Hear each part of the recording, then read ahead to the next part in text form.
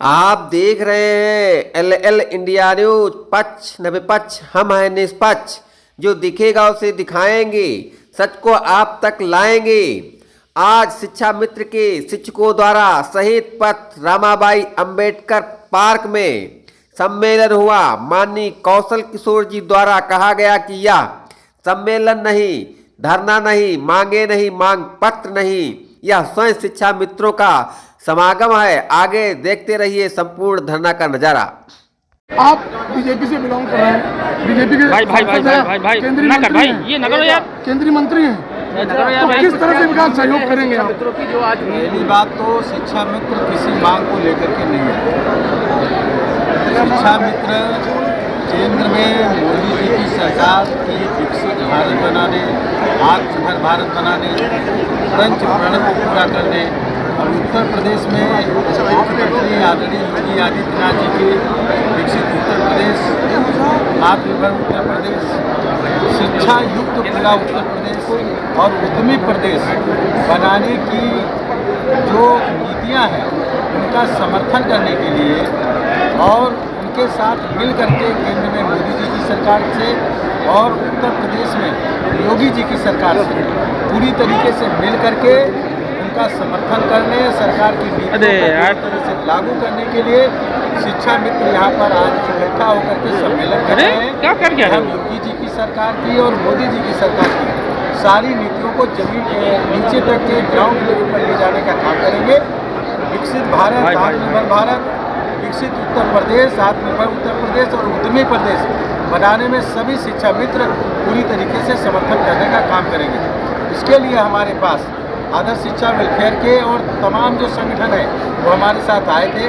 पहले टाइम लिए, बातचीत हुई इस संबंध में और इस प्रदेश को पूरी तरीके से एक विकसित प्रदेश बनाना और देश को विकसित देश बनाना, इसके लिए शिक्षा मित्र जो है एक धुरी के रूप में काम करेंगे। बच्चों को बेहतर शिक्षा देने का काम करेंगे और शिक्षण कार्य इतना तेजी से अच्छी तरीके से करेंगे कि उत्तर प्रदेश एक बेहतर प्रदेश बनेगा और देश भी हमारा, हिंदुस्तान दुनिया में नंबर 1 पे शिक्षा के क्षेत्र में आगे जाए। शिक्षा मित्रों का प्रदर्शन लगातार काफी सालों से होता आ रहा है, अभी तक उनकी कहीं सुनवाई नहीं हुई। क्या लगता है कैसे न्याय दिलाएंगे उनको?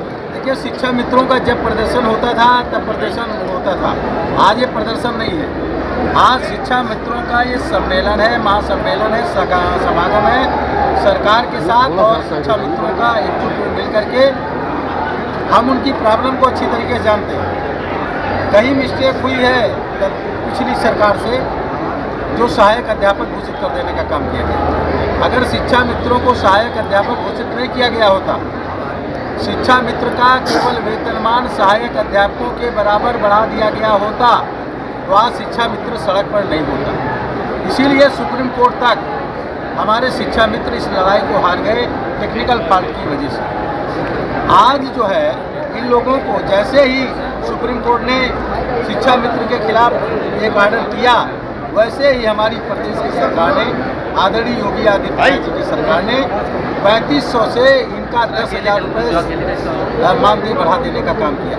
मैं जानता हूँ सहायक अध्यापक के पद से हटा करके जब शिक्षा मित्र के पद पर इनको भेजा गया तो इनकी तकलीफ हुई, इनकी प्रॉब्लम हुई, लेकिन हमारी सरकार ने तत्काल संज्ञान लिया और 3500 से 10,000 का। सर, शिक्षा मित्र कहते हैं कि हमारा 40,000 से 10,000 हुआ है, जो 40,000 पा रहे थे 1,37,000। समझिए पहले, आप पहले समझिए, आप रिपोर्टर हैं इसलिए समझिए।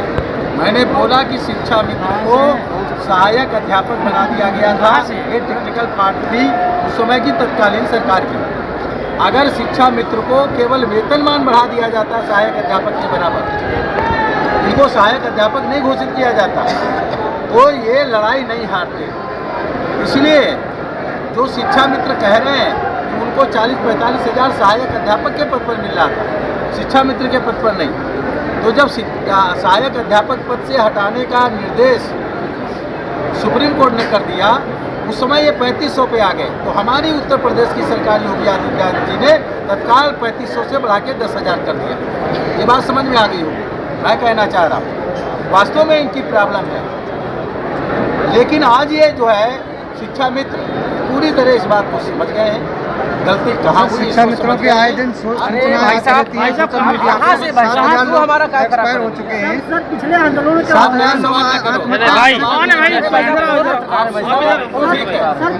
शांत रहा भाई। सर पिछले आंदोलनों के दौरान आप मेरे से जो मैं बता रहा हूँ उसको सुनो। सर पिछले आंदोलनों के दौरान जो शिक्षा मित्र अपने जान से हाथ धो बैठे हैं, उनके परिवार को कुछ सरकार की तरफ से मिले? हमारी सरकार इस पर बात करेगी। अभी शिक्षा मित्रों की कोई मांग नहीं। मैंने बोला शिक्षा मित्रों की कोई मांग नहीं है। शिक्षा मित्र आज यहाँ पर संगम महासम्मेलन और सरकार और अपना एक समागम करने आए हैं। जब वो सहायक अध्यापकों की नियुक्ति का अलग मापदंड है, अलग अर्हताएं हैं।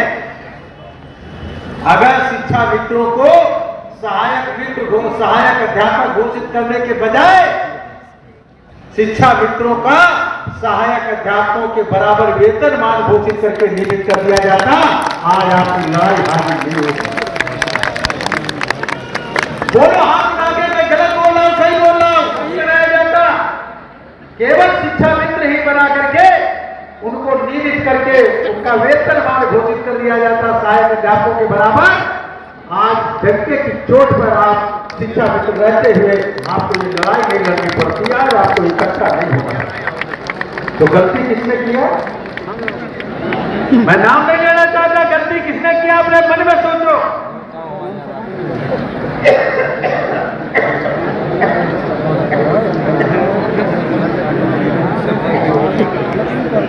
दिल्ली में मैं सांसद था, उस समय भी मैं आपके कार्यक्रम में दिल्ली में भी शामिल हूं। साथियों, 17 से पहले ध्यान कर लो, 17 से पहले अगर एक बिल ला करके और शिक्षा मित्रों का वेतन मानदेय की जगह वेतन मान संशोधन का और नियमितीकरण का बिल अगर आ गया होता तो निश्चित तरीके से आपकी समस्या का समाधान 17 से पहले हो जाता नहीं हो जाता? बोलो जरा। दिमाग से काम लेने की जरूरत थी, बुद्धि से काम लेने की जरूरत थी, लेकिन भावावेश में कभी कभी लोग समझते नहीं हैं और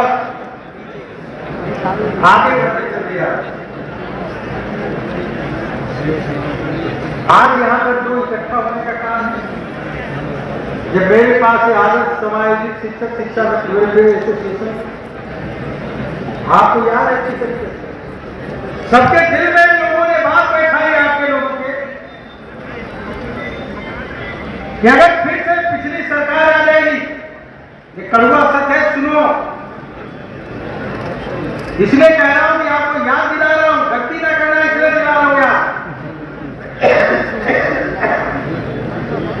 अगर योगी जी की सरकार हट जाएगी,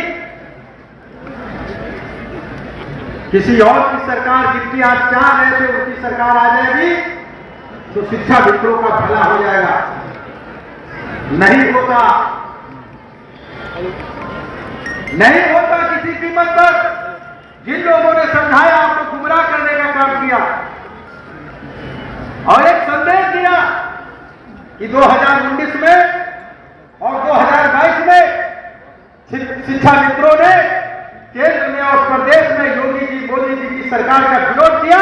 ये एक संदेश दिया लोगों ने, मैसेज दिया, व्हाट्सएप पे लिखा, फेसबुक पर लिखा, ट्विटर पर लिखा, इंस्टाग्राम पे लिखा, मैसेंजर किया। ये बात संदेश गई, आपके विरोध में बात गई। जिन लोगों ने किया उन लोगों ने आपके साथ विश्वासघात करने का काम किया, धोखा करने का काम किया। जिन लोगों ने इसको शुरू करने का काम किया, बोलो गलत बोल रहा, बताओ जरा। यहां तक कि जब 2022 में एग्जिट पोल आ रहा था और हो रहा था कि फिर से योगी जी की सरकार बन रही है, तो कुछ लोगों ने कहा घबराना नहीं, हम लोगों ने डट करके योगी जी का विरोध किया है, ये सरकार नहीं आएगी, डट करके विरोध किया। ये लिखा शिक्षा मित्रों ने। किसको संदेश दे रहे थे? अपने पैरों में कुल्हाड़ी मारने का काम कर रहे थे, समझ नहीं थी, सोच नहीं थी, जिसको धोखा देने का काम कर रहे थे। इसका मतलब जनता की नब्ज को आपने पकड़ने का काम नहीं किया। और आज मैं इस बात से आपकी खुश हूं कि आप सभी संगठन के लोग जब ये आदर्श आयोजित शिक्षा मित्र वेलफेयर एसोसिएशन के ये विश्वनाथ कुशवाहा और उमेश कुमार पांडे इनकी टीम के लोग जब गए तो मैंने इनको डेट देने का काम किया। इन्होंने कहा कि हम केवल योगी जी मोदी जी की नीतियों का समर्थन करने के लिए इकट्ठा होना चाहते हैं। कई लोगों ने पूछा ये धरना है, मैंने कहा धरना नहीं है, ये प्रदर्शन है, ये प्रदर्शन नहीं है, शिक्षा मित्रों की रैली है, ये रैली नहीं है, ये महासम्मेलन है, महासंगम है हमारा और आपका। योगी जी की मोदी जी की नीतियों के साथ आपका महासम्मेलन है, महासंगम है।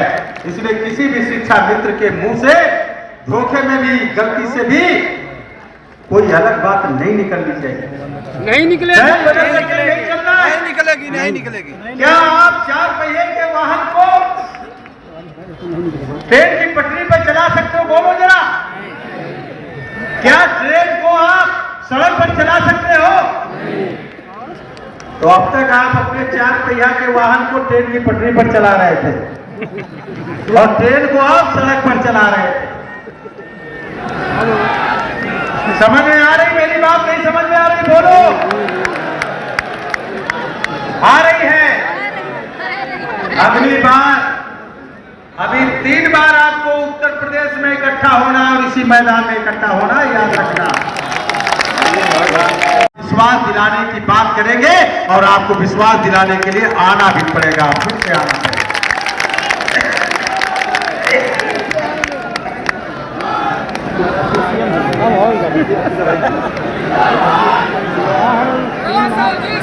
आपके लिए सुना, इसलिए कोई मांग पत्र आपका नहीं, कोई मांग पत्र नहीं। किसी को ये ना लगे कि मैंने मांग पत्र दिया। अपने अपने संगठन से किसी लीडर से बात नहीं पूछोगे मांग पत्र दिया कि नहीं। मांग पत्र मैंने बताया छोटी मानसिकता लेकर के मैं चलो, बड़ा दिल लेकर के चलो।